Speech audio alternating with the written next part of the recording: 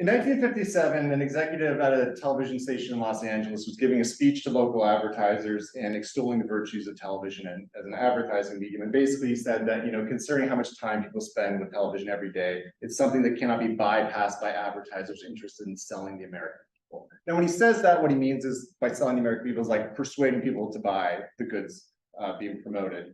But the way, in particular wording, I think also evokes for us a set of processes involved in packaging and selling audiences to advertisers, what we can call audience commodification or manufacture.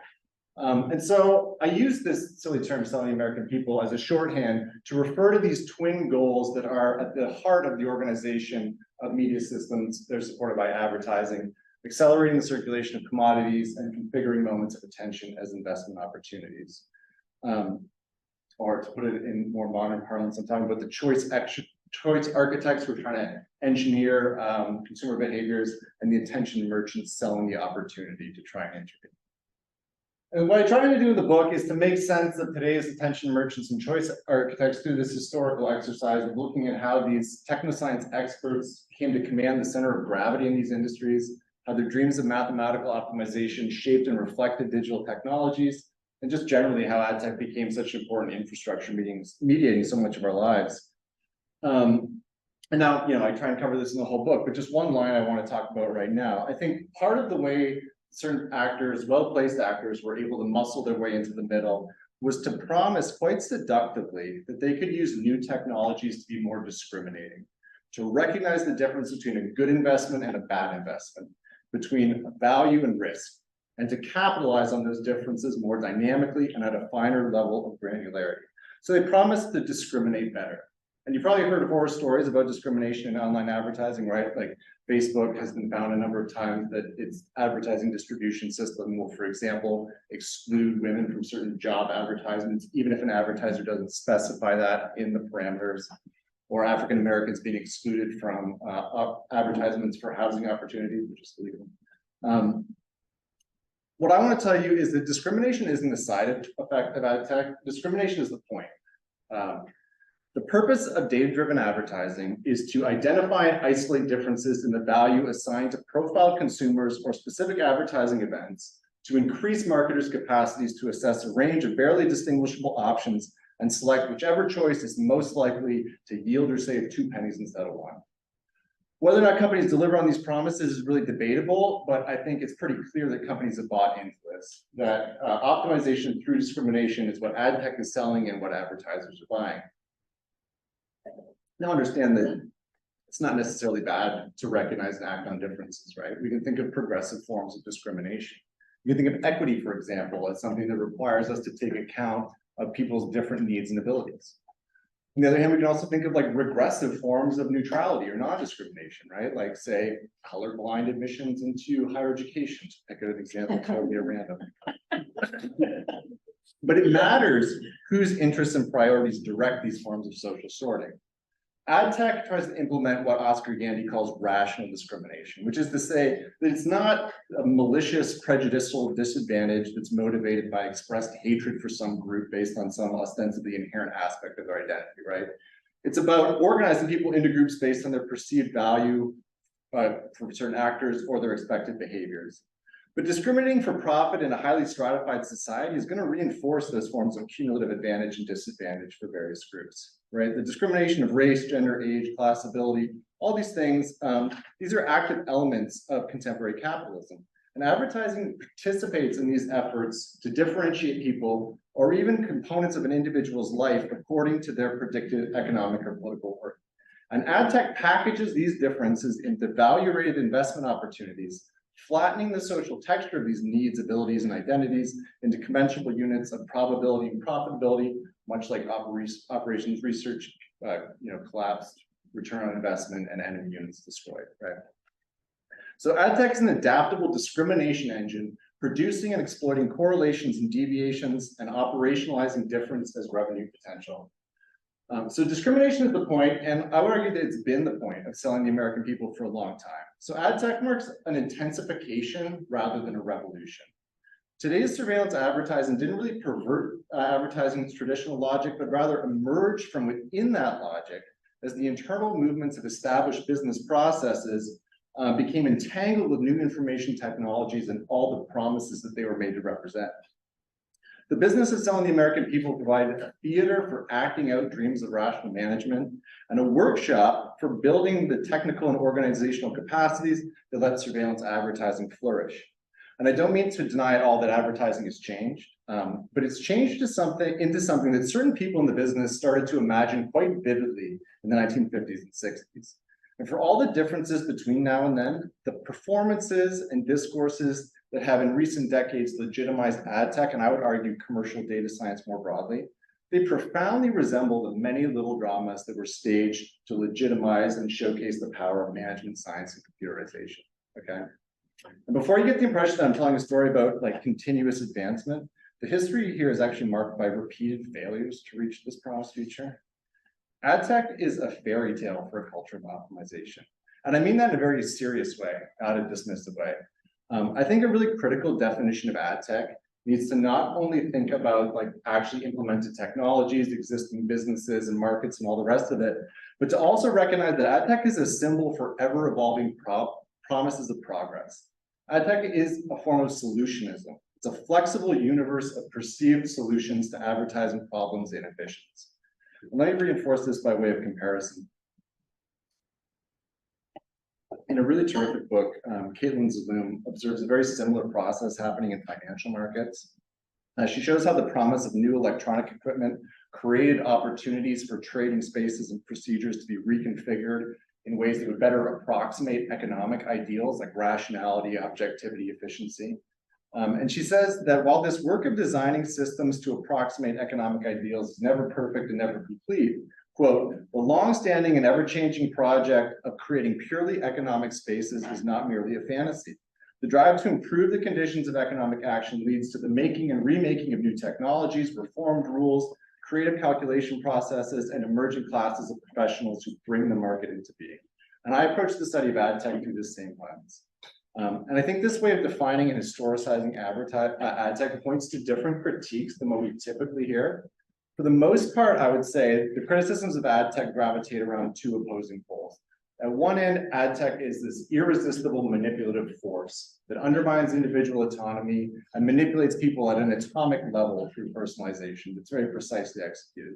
At the other end, ad tech is a pure marketing fiction, right? It's totally ineffective. It's overrun with fraud and bogus data. It's just like a total scam.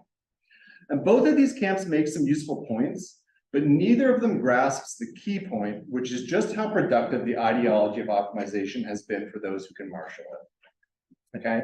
Whether or not data-driven advertising works, its mythology is doing work. The commitment to optimizing advertising shapes the social environments, the information environments, and even the built environments that we encounter every day. It's motivated extensive investments in data extraction and analysis and helps cement surveillance and discrimination into the culture of modern business. While the skepticism about ad tech's efficacy is well-founded, it's done little to dislodge the behavioral and management sciences from their place at the center of US business, policymaking, and research. Like the economics profession hands out Nobel Prizes for the ideas that ad tech implements, right? Like nudging, mechanism design, auction theory. Meanwhile, elite universities reproduce an influential class of optimum seekers, feeding their graduates into tech companies that interlock with all sectors of the economy and the state, and essentially sell management science as a service. So critics who want to dismiss data-driven advertising as humbug need to contend with the larger cross-institutional lives of these ideas and practices, okay? And this is why I think it's useful to tell an origin story of ad tech. It's not about saying this was first and not that, or that there's nothing new under the sun. It's a story of continuity and change. But looking back further shows us that ad tech, as we think about it today, is not the root of the problem, but an outgrowth, an important outgrowth of the deeper issue of organizing the mediation of private and public life around the twin goals of accelerating the circulation of commodities and turning basically any moment of attention or sociality into an investment opportunity.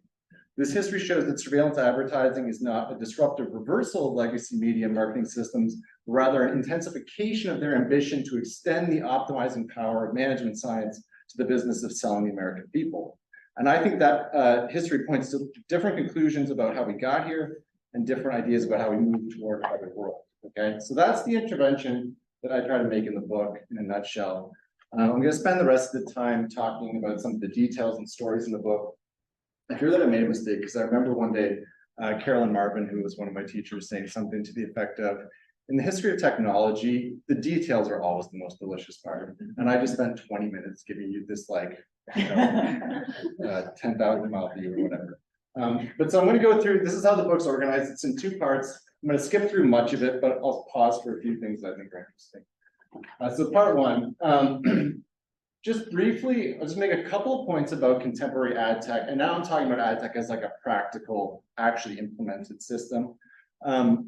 Its core operations cohere around 2 classes of activities. One's epistemological, involving predictions, conjectures, knowledge claims about value, identity, affinity, authenticity, probability, all held to account by an avalanche of statistics, documents, and metrics.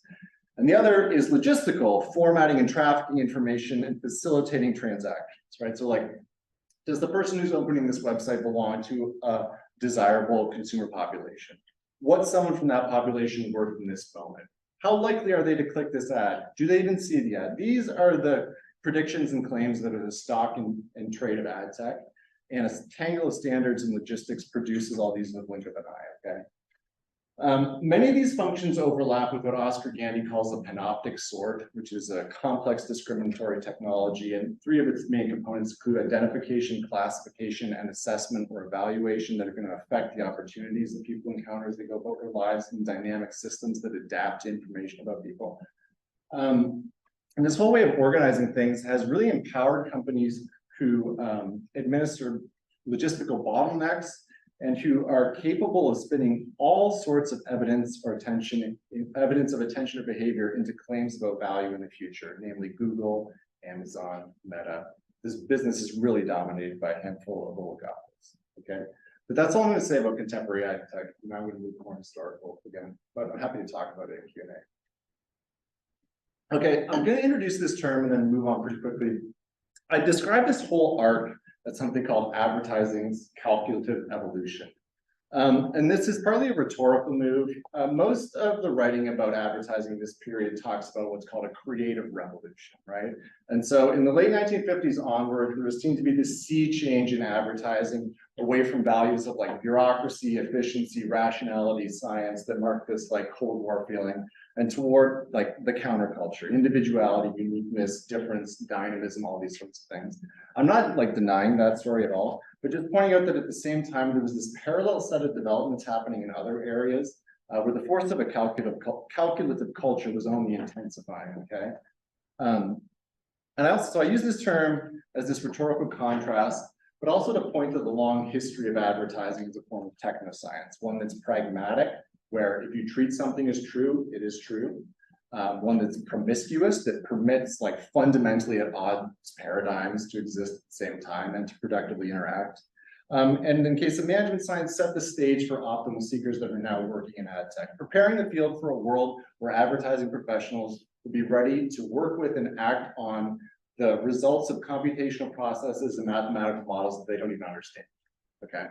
So it's a long historical arc, and it's got a particularly interesting inflection point around the same time as the more famous creative revolution. So now I'm going to talk about the rise of operations research in advertising, and this is the start of this inflection point. So as I mentioned, operations research is developed most famously during World War II, and then afterward, apostles started trying to spread it out through corporate America. And pretty early on, you see the pioneers in the field recognizing a correspondence between it and advertising applications. Right? This is a professor at MIT who co-wrote the first textbook on operations research in the United States based on his work embedded in the US military. And he talks about how this is the function of destroying submarines. It has application in the optimum distribution of sales or advertising effort. And there's many more examples of this. This whole thing was wrapped up closely with processes of computerization. I want to pause on this for just a second to point out some things. So it was seen to have huge impacts in a couple areas of advertising. One was advertising research, which is probably somewhat intuitive to you, right? This is like research into audiences, markets, consumers, advertising effectiveness. Media buying may not be something that's so familiar, so I'm just going to like pause on this for a second. One of the core functions of advertising agency is what's called media planning and buying. So a client gives to an advertising agency a budget and a set of marketing and media objectives.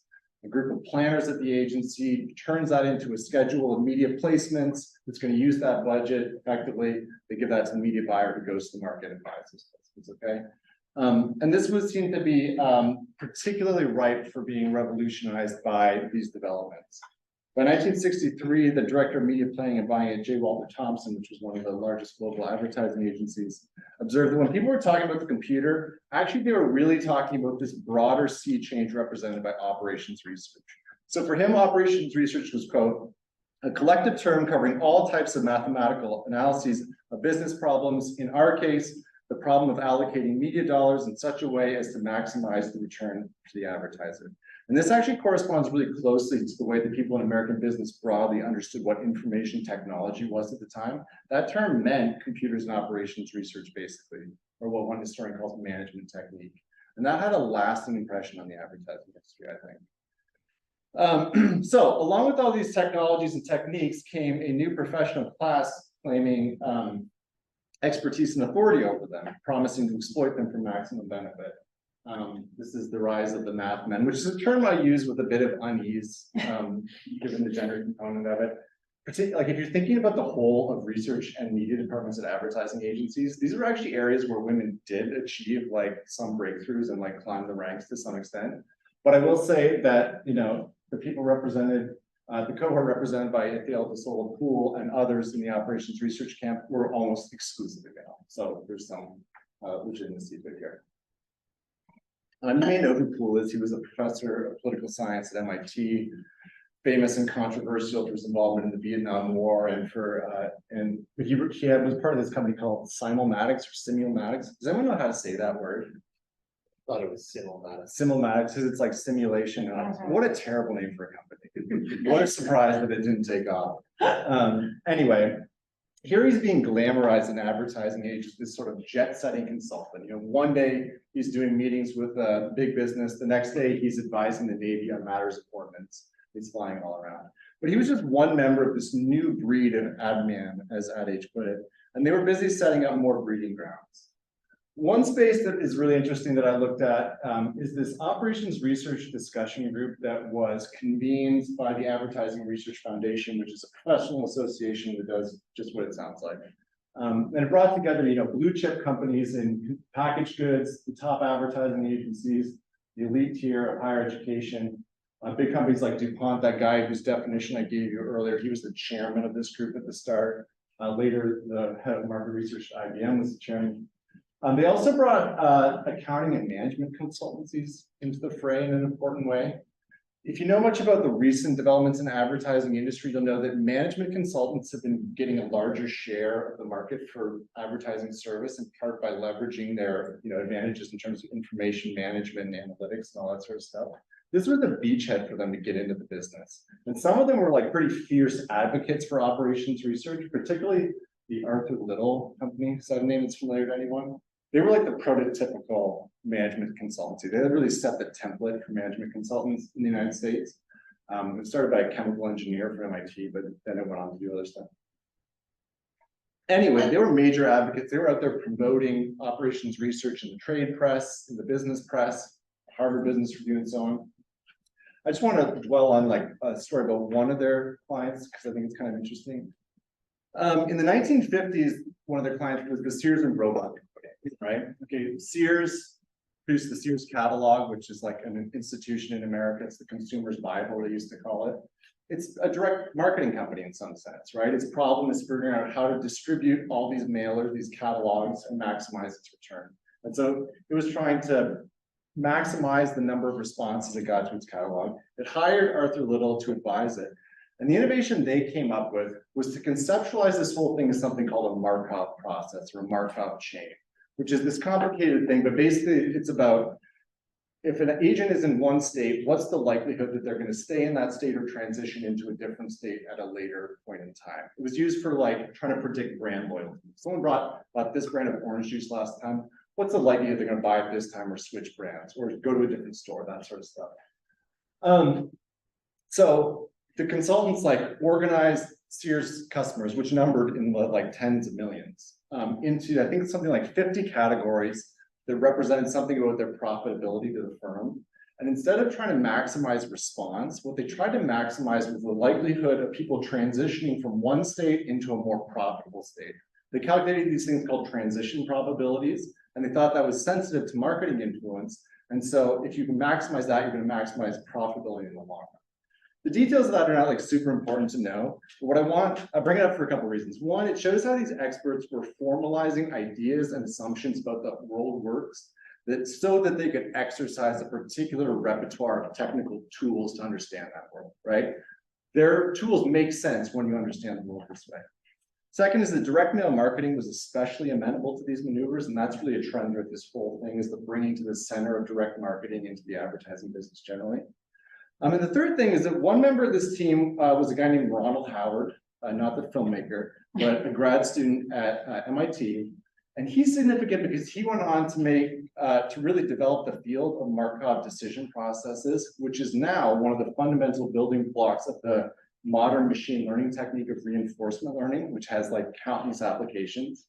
So the point here is that I should say that when he reflected on his experience 20 years after this, he said that this experience working for Sears was at that point the first and only successful application of the Markov principle. And it was what sparked his interest in the whole field of study, okay? So these initiatives have cross-cutting impacts beyond the success of any individual project or campaign, okay? So that's like a really long way of saying that there was a loose community of experts adapting operations research and management science to serve advertisers and ad agencies. Or to put it a little more precisely, these two constituencies were trying to bring these experts and their skills to bear on actually separate problem spaces. And there were some contradictions that they had to manage here. So advertisers like DuPont, General Electric, they were investing in operations research to try and do things like determine the return on investment, to predict and measure advertising effectiveness, and to set their budgets rationally to maximize profits. Oftentimes budgets were set in like a really irrational way of like last year's spending, percentage of that will be your advertising this year, which means that like sales causes advertising. Like we try to think it's the opposite. So they were trying to help them do that sort of stuff. But this was actually somewhat uncomfortable for advertising agencies, and it was something that they then had to finesse in a quite different way. There was a very real chance that when an operations researcher looked at a company's advertising program, they might reach the conclusion that that company was spending too much on advertising. That if you look at the response curve to their ad spending, the return is actually flattening or even diminishing after a certain point. Their budget should be lower. Does anyone know how advertising agencies made almost all of their money at this time? Joe Bob? 15% commission. A commission system. Almost all of their revenue came as a 15% rebate on media spending from clients. So a client gives an agency $100, they buy $100 of media and they keep $15, okay? The last thing an ad agency wants to hear is that their client should spend less money. So they had to spin these tools in a very different direction. Instead, what they promised to do was to use them to, I should have mentioned, they felt compelled to follow advertisers into this space, right? Like, I don't know what operations research is, but I'm sure it's something we need. This is the same guy who said that the engines of war become the tools of commerce, and who hired that guy I mentioned, who was an embedded consultant. They were afraid that if they didn't do this stuff, their clients were going to set up their own in-house advertising agencies, right? DuPont had huge computers. It had some of the smartest scientists in the world working on marketing problems. So the advertising agencies better hurry up and do this. And what they tried to promise instead of, some of the things that they were doing with advertisers was to develop a really unmatched scientific capacity for media selection. Don't limit your budget, but we're going to use these really impressive tools to get the most out of that budget. We're going to buy media more efficiently, more effectively, more rationally.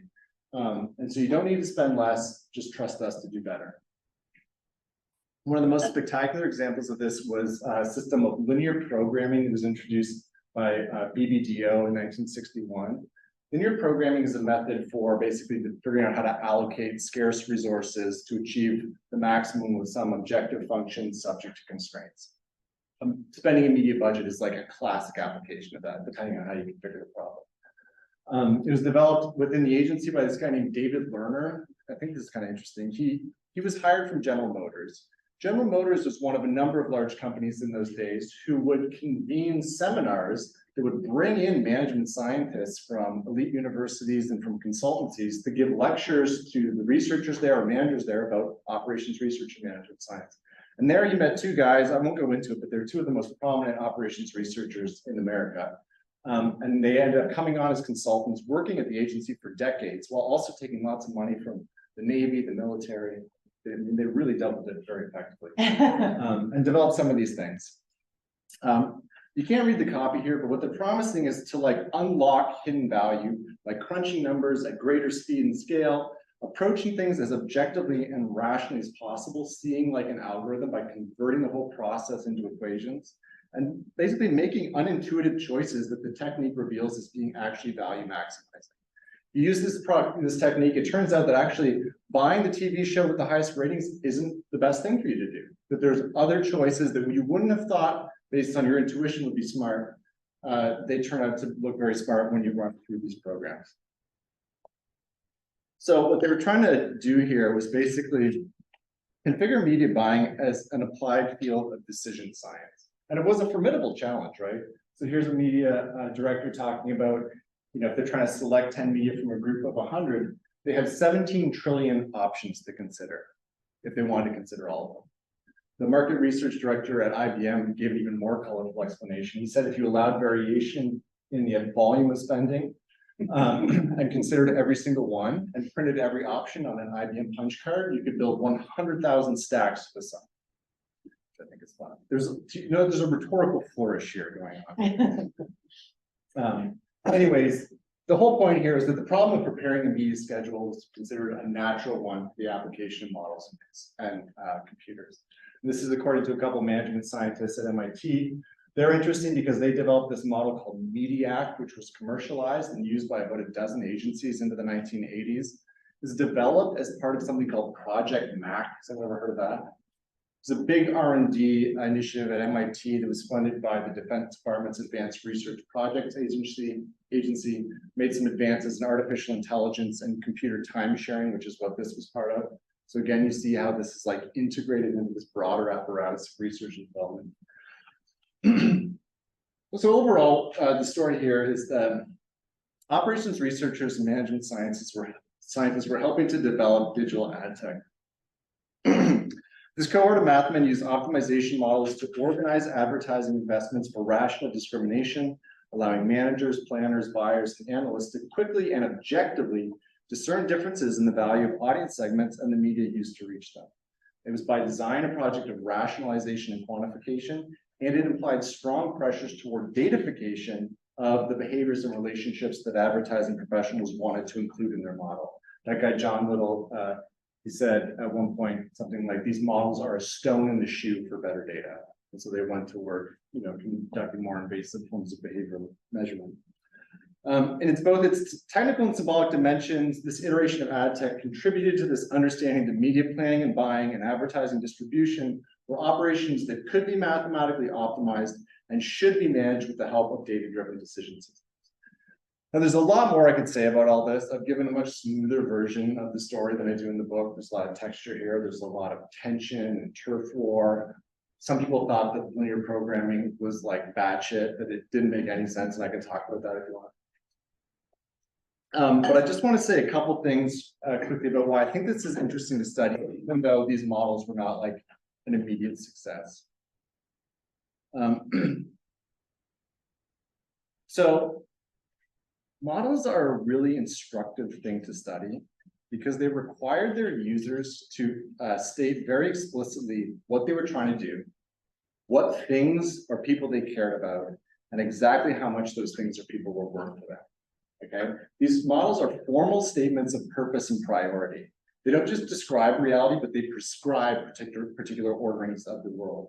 And so despite the veneer of objectivity, media and marketing optimization models are every bit of political technology, built from choices about what to include and exclude, about what matters and doesn't matter. Now, advertising optimization could be aimed at any number of objectives, But it tended to be, the specified goal tended to be to maximize some measure of private value. And I think this matters a lot in societies that delegate the responsibility for financing cultural production to advertisers. A close look at optimization models shows that advertisers are explicitly not investing in things like democracy, diversity, justice, honesty, any number of things we might consider important to journalism or to media systems. These things are literally external to the model, they're externalities. To the extent that the qualities of media content were considered at all, they were evaluated through advertising priorities. Does this medium efficiently organize the attention of a valuable population and so on? And what I think we can see here is the conditions being created for the eventual decoupling of media content and advertising placements, which is a hallmark of programmatic advertising. In programmatic advertising, you buy impressions wherever you can find them. You don't go to a publisher necessarily and say, we want to put an ad in the local newspaper. You want to find, you can find the readers of local news without having to support the local newspaper if you can find them cheaper somewhere else, okay? Now, optimizations don't break this link on their own. The models I'm talking about here actually did account for aspects of media vehicles, but in configuring them this way, they reformatted qualities of the media as units of value that could be commensurable with any other variable in the model. So if the advertising institution has a certain commitment to circulating money through media systems, then models designed to maximize private value for clients materialize that commitment in a new way. In particular, they made more concrete the desire to configure advertising investments around marketing objectives, more specific consumer targets. So that's the story of operations research. I'm going to go very quickly through the second half of the book, just to show you a little bit of what's going on. So I use this term affordances, and I define it basically as the situated recognition of potential. Affordance is like the opportunities that an agent perceives as being offered by an environment or resource that is available to them, okay? So it exists in this like space between the material properties of some artifact or technology and the priorities, the dispositions, maybe even the ambitions of the people who want to use them. I like to think of it as being a view of the future, an image of the future that's filtered through relations and dynamics at a particular time and place. And what becomes particularly apparent when you look at how organizations and industries orient themselves to technologies is that affordances are deeply implicated in politics and storytelling. There's something that are constructed and debated. And this cuts in two directions, actually. So not only do people draw on their own priorities, needs, and advantages to tell stories about what a technology could and should do, but they also use perceptions about the technology and what it could do to tell a story about their own needs and priorities, about their own opportunities and challenges, their own status and anxiety. I think one of the most important things that new technologies offer or afford are symbolic resources for telling stories.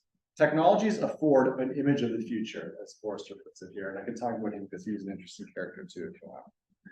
So during the time period I look at, information technologies, computers in particular, provided the advertising industry with really magnetic and versatile characters for narrating particular stories of progress. And these stories are much like what we recognize as being attached to algorithms, AI, and commercial data science today. The stories about a near future where some latent potential, which has been hidden by the inefficiencies and irrationalities of tradition, will be productively exploited thanks to improvements in knowledge and logistics. And so across the second half of the 20th century, people around advertising tried to define the potential of a number of new technologies by associating them with these imagined abilities that now stand out as defining features of digital ad tech. Programmability, or automation, addressability, which is like personalized targeting or discrimination, shoppability, interactive commerce, and accountability, measurement, and analytics. The advertising industry exercised this repertoire to make sense of technological possibilities across a range of settings. And when we look at how the industry exercised this repertoire, repeatedly and flexibly attaching these affordances to new technologies, we get a good look at both the problems that various actors were trying to cope with and with the ambitions or opportunities that they wanted to chase, including new ambitions that emerged as these technologies seemed to resettle the landscape of future horizons. So I'm just going to go through the first one in any kind of detail and then skip through the rest. So I'm talking here about computerization and automation. And these things promise to formalize decision-making and accelerate transactional processes, as I mentioned, They also promised to discipline the work of media buying and planning for automation and mathematical optimization. This cartoon is sort of like a metaphor for probably the whole book. You probably can't read it, but I'm just going to show you some of the things. What it's showing here is how a number of different professional groups within the advertising industry, what they saw when they looked at the computer, and how they interpret it through their anxieties or hope about how it might affect their professional status and autonomy. So you see, management sees the computer as an oracle, allowing you to predict the future. The marketing boss is putting consumers under a magnifying glass, amplifying its surveillance. Most of the drama in this chapter takes place right here, where we've got the media director who I mentioned before, who's commanding these dutiful servants, and the media salesperson who is responding to the whims of an intemperate baby. So that's the way people are thinking about these things. I'll just make a couple of points that are going on here. One thing is that computerized optimization models overlaps a lot with the story that I've just told. So I'm not going to rehearse it a lot today, except to say that computers were really central to this whole optimization push. One thing I do want to say is that in this chapter, I look at the spot television market. So spot buying means ads that are bought and inserted by local stations, as opposed to something that's bought by NBC and distributed across the country. I won't go into the details of it, but it's really interesting because in this period, it's growing dramatically and it's showing a lot of promise. It's more flexible, it's considered to be more efficient. You can do some more like geodemographic targeting, but it's also challenging. It's complex to buy. It requires rapid circulation of information, and there's a lot of information to process, okay? So people were wondering, can automation organize the buying and selling of broadcast advertising? They often talked about a paperwork jungle that they were sorting through. And so one of the promises that was attached to computers here was they would streamline and accelerate clerical processes in this business. It was also seen to have implications for labor, okay? So something like, according to one person, 5 or 6 times as many man hours go into investing a spot dollar as a network dollar. Computers could shorten that through better calculation, through dealing with some of the clerical stuff here. We see some interesting characterizations of humans and computers, right? So here's Poole again saying how humans are basically inadequate. Machines don't ever have to rest, they never call in sick, etc. And part of what I want to show you here is the durability of some of these cognitive frameworks for thinking about this. Because here's someone talking about programmatic advertising in 2014. Humans get sick, they need to sleep, they get hungover, machines don't, right? It's the same thing. So there's that element. There's also this idea that it would discipline knowledge work, that you were going to eradicate the subjectivity. You're going to get rid of the 3 martini lunch. You're going to be able to do things, much more rationally. The computer has no romance in its soul, has no subjective opinions about things. No one can take it to Palm Springs for the weekend, right? So you're going to really discipline and in some sense de-skill the workforce. That's part of what they're promising here. And enthusiasts thought the computers are going to buy the spots. They're going to do it better than the flesh and blood mix, as one person puts it. Now, as you might imagine, not everyone was on board with this, right? So you see a reaction to this. People making appeals for humanity. People saying that, if we play the numbers game, we may all be replaced by a univac machine. And this feeling was particularly acute at the rep firms, which are a part of the spot buying process. They represent local stations in dealing with the advertising agencies of national or regional marketers, right? So spot advertising isn't just local advertisers, even though it's bought and inserted at the local level. It could be Pepsi, it could be General Motors, whoever buying these things. The rep firms thought they were going to get cut out, and I think they were probably right. Now, the agencies tried to soften the blow. They denied the rumors that there was going to be widespread human replacement, which of course was kind of rich because it was their own hype that helped produce this anxiety among the workers. Nevertheless, they said, only no computers will take over media men's jobs. And there is, I think, a gendered inflection to all of this. The idea that automation is only going to affect dull clerical work, freeing up these employees to become higher status creative professionals, which is something they talked about then. And now, the whole thing is just about freeing up people's time so they can be more creative. It's going to elevate everybody. But framing automation as a transition away from tedious substitutable labor and toward this creative specialized expertise, I think represents a masculine and managerial enclosure of technoscience media work, which was being groomed for higher status at the time. You know, there's a famous paper in the history of computing that says, you know, something like when computers were women, right? When they're talking about getting rid of computing jobs, that's a big part of what they're talking about. And these people were taking on higher status, right? They were being paraded through the spaces where the industry assembled to talk about itself in trade publications, at conferences, and so on, talking about the wonders of the new age. And I can tell you from personal experience that this still happens. Okay.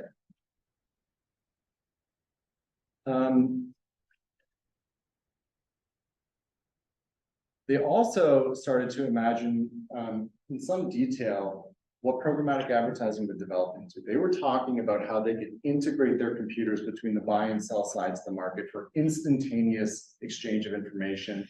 The availabilities, which is what they called inventory, or what we now call impressions, that you could get that, you know, instantly.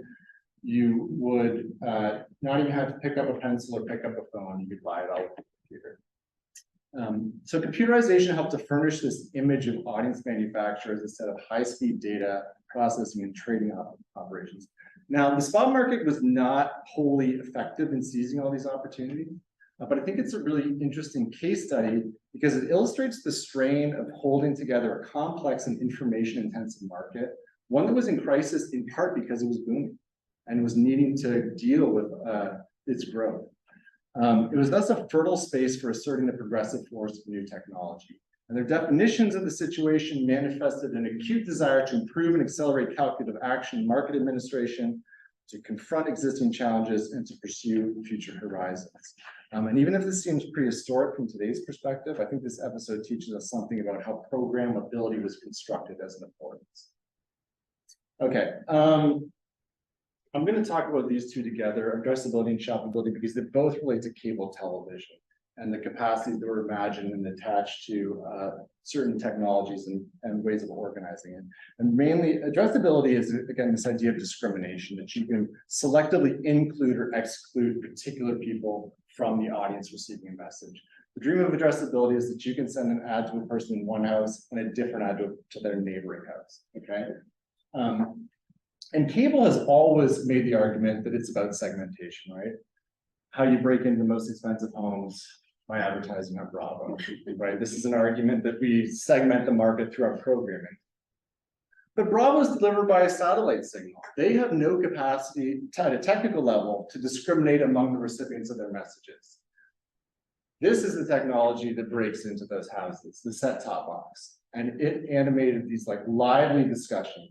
In the 1970s into the 80s, the cable industry starts investing in what are called addressable systems. So you have a computerized box in the home that's connected to a customer database at the transmission facility, and which you can discriminate among individual homes. It wasn't built for advertising, it was built so you could do things like pay-per-view without having to send a truck to someone's home. But very quickly, marketers were like, okay, well, you have a direct line into each subscriber's home. You have that connected to a database. What can we do with it? It's a really interesting story. It's one about the possibilities of convergence, right? So the set-top box makers were talking about how they were going to go beyond what cable would even be, right? This was the convergence of television, computers, and telecommunications in a way that I think you're really talking about what we use the internet for now. Fundamentally, what it did was the center direct marketing and electronic media. It raised lots of contradictions, new opportunities, new challenges, and so on. It's a fun story that I don't have time to tell you today. I'm going to move on to the last one really quickly.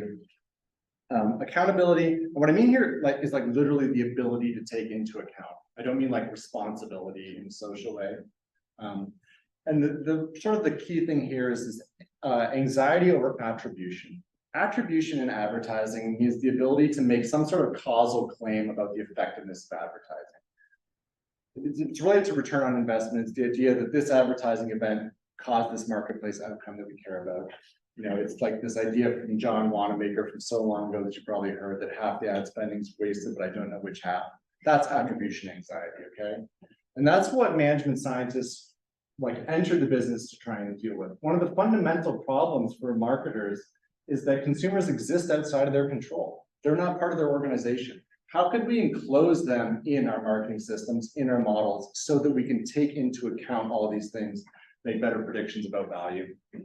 And operations research thought that this problem of measuring advertisers' ultimate effectiveness, as well as advertising itself, we're promising some hopeful steps. Again, I can't go into it in too much detail, but I want to again make a sort of point by comparison.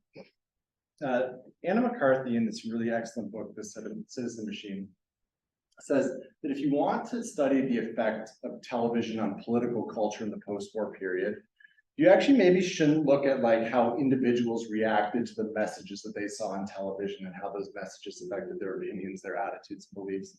But actually, the more important effect was the way that the idea of using television as a medium of governance in capitalist democracy galvanized this diverse group of elites and helped them formulate their ideas about how to manage a population. Okay, so the effect was the friends we made along the way.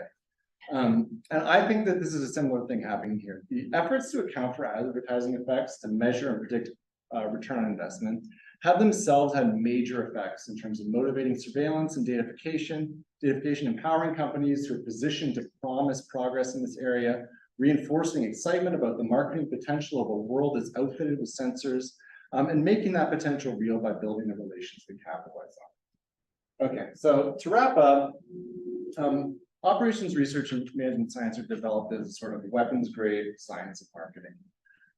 Mid-century marketing begins to mobilize mathmen, computers, a powerful ideology of optimization. And across the next 5 decades, management science and the industrial art of data processing are brought to the center of the advertising system. Power roles inside and across organizations are gradually renegotiated to favor functions that are suitable for or supportive of mathematical optimization. So consumer research, media planning and buying, direct marketing and data and computer services are all elevated in stature as advertisers and agencies are trying to discriminate risk and profit per opportunity more precisely. And explicitly or not, these corners of the advertising business promoted a techno-scientific and financialized definition of progress as they work to build markets where more dynamic units of attention and behavior could be packaged into finely graded investment opportunities. Through their commitment to detailed accounting of consumers' past and probable behaviors, they muscled their way toward the very core of the sales effort in the digital marketing landscape. And to bring this all full circle, I think that in many ways, social media, mobile devices, and various forms of data analytics have been leveraged to recombine the creative revolution and the calculative revolution, to provide the information infrastructures and logistical circuits to effectively capitalize on all the individuality, difference, uniqueness, and dynamism that spilled over those capacities in the 1950s and 60s. I don't want to overstate again how effective all these systems are at managing consumer choices, but they have been staggeringly effective at turning all those consumer choices into discrete investment opportunities. And thereby they've empowered the companies that administer logistical bottlenecks, that own points of access to people in the moments of their lives, and that spin any evidence of existence, attention, or behavior into claims about value in the future. So it's not a story about ad tech as mind control. And it's not a story where we dismiss ad tech for being pure fantasy and fraud, although the book does document lots of failure. The key point is that between these poles is where power lives and does its work. Technology, efficiency, management, these are sites of political struggle. Whose values are going to be optimized? Whose priorities and whose visions of the world are built into the model? This book talks a lot about planning, about media planners, marketing planners.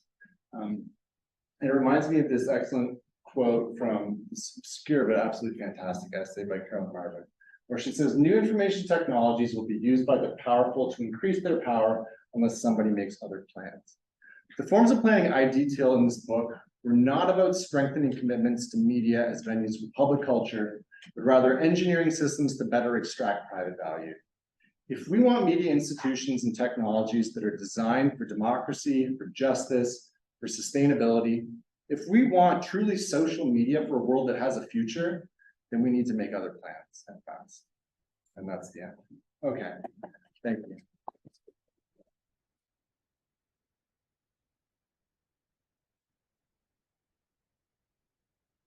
Well, it's exactly an hour. I'm good about that. That's what I was told. Okay. what do I do? Do I? You can do questions. Yeah. Yeah, does anyone have questions? Does anyone have complaints? Yeah. So, as you know, what I love about this book is that, the same kinds of processes that we talk about here in their genesis in optimization and management science, we have the same genesis in information science, in information retrieval. And it's taking a lot of the same shape with very different rhetoric. So instead of selling the American people, we have their survey paper. Here, though, one of the really lovely synergies is that the ad tech and the information retrieval become synergized and perhaps reach their fullest expression via something like Google, right? Like the search engine, where, and to use your phrasing, like it's no accident. It's no accident that those things come together in that way, because they were like this all along. And we didn't even necessarily realize it. So I guess thinking about your closing provocation of maybe we need to make better plans. You need to break up the book. Oh, that's a good one. I mean, I have thoughts about this. It's such a complicated thing, like using antitrust as a vehicle for dealing with this. And I think, you know, we should like disassemble certain parts of their business. The company should not, you know, be the monopoly provider of email services, of ad servers. Like these businesses should not be coupled together. Yeah, they should. But you know, it's interesting because like there's a certain story of like natural monopoly happening here. Like one of the things that you see when you look at this history, and it comes out in the book, but I didn't talk about it at all here, is that like, okay, you develop a system that can do more efficient targeting, more precision and all that sort of stuff. And then advertisers are saying, okay, this is too complicated. Where's the one-stop shop I can go to get all the stuff that I need? And so there's this like constant momentum toward that sort of thing. And particularly as it relates to like, I mean, this is huge in the AI space right now, right? Like monopolization is part of what enables a company to develop generative AI capabilities. They need to have that compute power and that access to data that being big affords. So, I mean, yeah, I do. Although I have like issues with the ways that regulators are going about it, but that's for another day, maybe. For not, yeah, I don't know.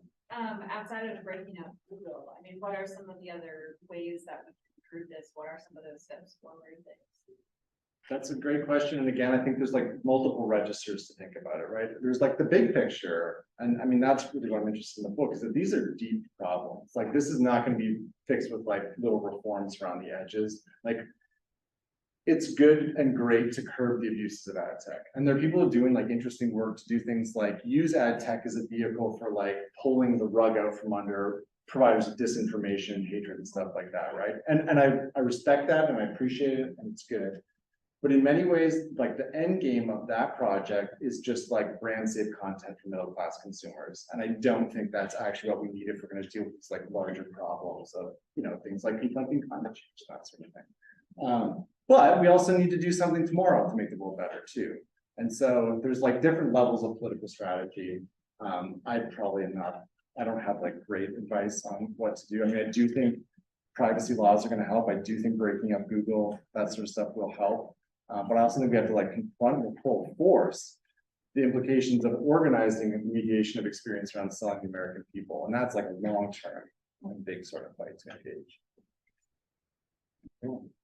Congratulations, I really appreciate you doing this, and I really enjoyed your present. I had to step out during the Q&A, but so I apologize if my question has been asked. In case my question has been asked, we can talk about it later. I won't tell you if it was asked. But going back to one of the things you talked about in your presentation, when you put, there was a third question or third issue that you presented. That is the one that worries me the most, because for the most part, I try not to ascribe like a moral judgment to this whole technology, but there is a question that you posed that I think I really like to think about, which is how EdTech is kind of managing the infrastructure and mediating public life, which I think it gets into a lot of really dangerous territory that have the potential to go off the rails, because advertisers can say all that we are doing is putting products and services in front of people. We are getting better and better at targeting which people that we put our products and services in front of. If they want to buy our services and product, that's how capitalism works. So, but then there is this whole layer of ad tech, or the tools and the data being used to mediate public life, or the way we relate to each other and to society. That's the part that I think is really scary. And if I'm going to assign a moral judgment to that, I think that's bad, right? And then we have to talk about policies perhaps to curb all that. But can you speak talk a little bit about that third question there, or if you haven't already, or if you have, I already did that, so. Yeah, I mean, I have problems with both of the elements, the argument that like, all we're doing is putting products in front of people and we're getting better at it and it's good, I see it actually largely like a regressive form of discrimination that's happening. But, yeah, I mean,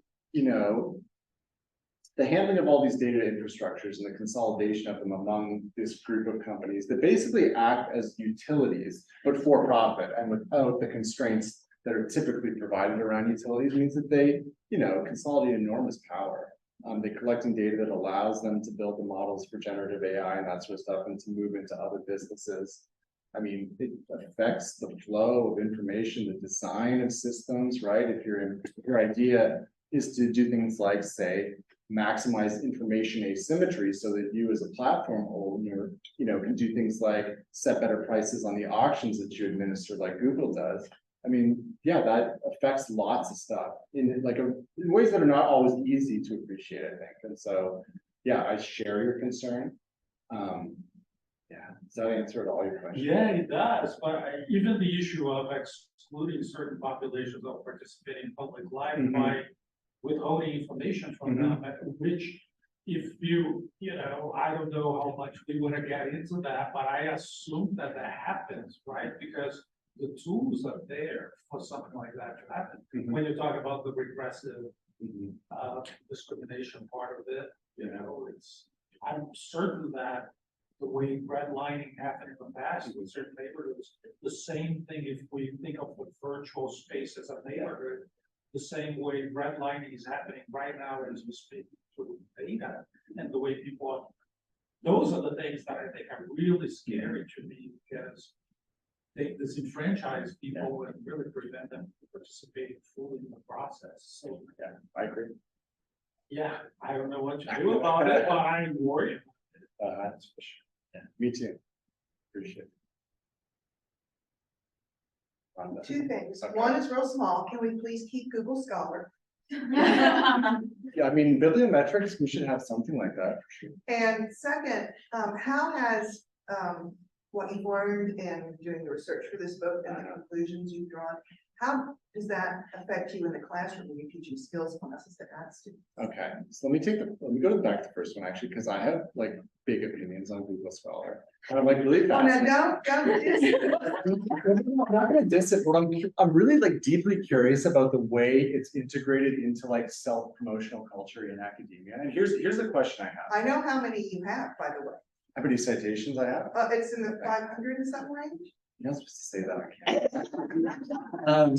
Comes knowledge. It is. But here's what I think is interesting. Okay, if you have a Google Scholar account, you get an email every time someone cites you, right? I'm really curious to know if when someone is writing a paper and they're thinking about what to cite, and we all know that like citations is like a political thing, they think, if I cite this person, I'm pretty sure they have a Google account, a Google Scholar account. When I publish this paper, I'm going to send direct mail, like an email promotion about my paper to everyone who has these accounts.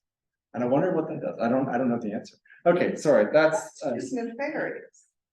Well, here we are. That it is Google Scholar, not Scholar. To be clear, I'm not saying anything negative about Google specifically. This is more about the culture of self-promotion in academia. On the journalism side, we got you there, Okay, of course. but it's classroom. Classroom. The short answer is that I don't really teach skills classes. I teach conceptual classes. So I get to talk about all this stuff All right, and not have solutions for the students, but to make them think. thank you. Yeah, All right, that's probably really unsatisfying. but if it's the truth, I'll go. It's the truth. Okay. There's gotta be one more. That can't be again like that depressing note. Yeah. I don't think it's like an uplifting question, but I'm gonna ask it anyway. I mean, obviously, this is not news to you or many people in here, but in listening to your talk, it was reminding me of how much the story that you are telling about the history and development of ad tech mirrors the history and development of our field. Oh, yeah. I love that. Like so much. Yeah. And so I would just be curious to hear, I don't know, your thoughts on that and Yeah. how, even though it mirrors it so much, we are in some ways as a field still, I feel like absent, like we're absent then from the development of this and still now from the implementation Right. of it, even though these things are both very much what we do study, but also what we have tried to be aspirationally in and of ourselves by following these same sort of rational models of prediction and measurable things. You know, I had this quote from James Carey's essay, and he tackles that problem specifically of like how the communication discipline thinks about communication and how that doesn't just describe what communication is, but prescribes what communication is for. It's a great question. I mean, in some ways, I'm really fascinated in like, you know, the friends we made along the way thing. Looking at advertising effects, looking at media effects as a field is like this fascinating thing. I mean, I'm so fascinated partly because there's like, for advertisers at least, and I think to some extent for media effects researchers, there's this like existential belief that the advertising must work, right? Or else we wouldn't organize an industry about it. You have to believe there's something there. And yet, for one thing, it's an extremely hard thing to ever determine, to isolate the effect of advertising from all the other things, just like it's impossible to isolate the effect of media from all, you know, from fully media saturated world. There's also a certain, with advertising at least, there's like a certain ambivalence about whether you really want to find out how advertising works, because a lot of people live and work in that mystery. Like they depend on that for their authority, right? If you can actually like map this out in a formulaic way, then people lose a lot of their claims to specialist expertise. I don't know how much that applies to media effects research, but it's a similar sort of thing of like the search for this thing that's really hard to find and define has been so productive for building up this whole set of relationships among people trying to do it. So yeah, I mean, it's great. The exclusion of critical researchers from this, yeah, that's a thing. I mean, one of the things I'm really interested in, and if I do more research on this, is to look at the ways that the people who end up at some of the companies who, you know, manage and build these platforms, like where they go through. And I suspect that there's lots of entanglement for people who are teaching operations research and management science. We're teaching mechanism design in particular, which is like this applied engineering economic discipline, auction theory, all that sort of stuff. And that they are the ones who go out and sit at the middle of the field. Yeah, great question. I think there's like a big project to be done there. So me, I don't know. Tired. No. All right, this is not really directly related to your project, but I love your project, and I was wondering, like, That's all you have to say. maybe I can stop here, but like, I was thinking, like, do you think there is a possibility that we could see the mechanisms and dynamics you have found in the ad tech industry to like be incorporated with AI? Because whenever I use ChatGPT, what I'm really afraid of is not like, of course, I'm afraid of a lot of things and I'm worried about a lot of things about it. But like one thing is that what happens if like OpenAI decides to do native advertising on it?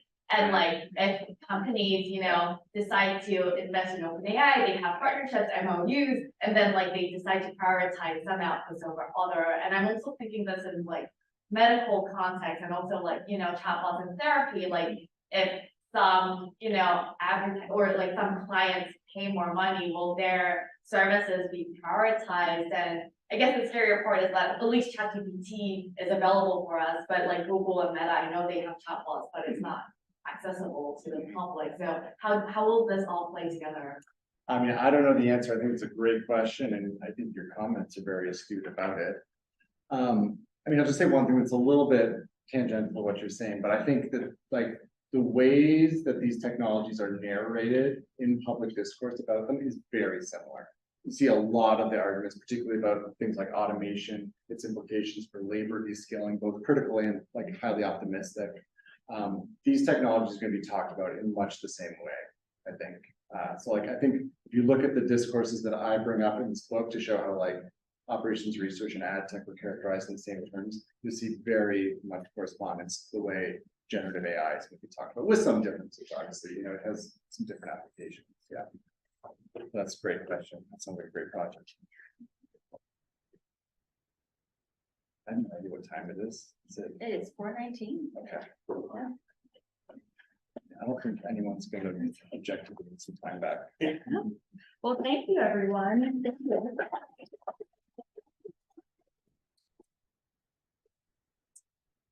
And thank you for everyone for joining us. We hope you keep in touch. We have many forms of social media. We have a newsletter. I just created an Instagram for us. I'm very excited about that. We're a UNC CTAP. Please follow. So it's not me and 4 of others, you know, it's me and my mom following. And just to plug us for a few events that are coming up, we have 2 symposia that are coming up this fall. October 16th is the Misinformation and Marginalization Symposium. We have Robin Kaplan. I'm very bad at names, I'm so sorry. Pranav Malhotra, Marie, they also don't make it easy on you. Marie Hermanova, and there's one more that I'm forgetting. Sarah Benet Weiser, who is our keynote speaker, who I should know right off the top of my head, right? And we have some flyers in the back. If you want to grab that, check that out. There's a QR code to go and do the free registration. That's going to be an all-day symposium. So 8 a.m., 5 p.m., come hang out with us. And then in November 10th, we have the Religion, Media, Public Life Symposium. We're still working out all of the different speakers for that. We do have Samuel Perry, Erica Galt, Heidi Campbell, Whitney Phillips, and a few others that, again, I will not be able to remember the names, but that is on our website and in many of our social media bios. So thank you for coming out and enjoy the rest of your Thursday.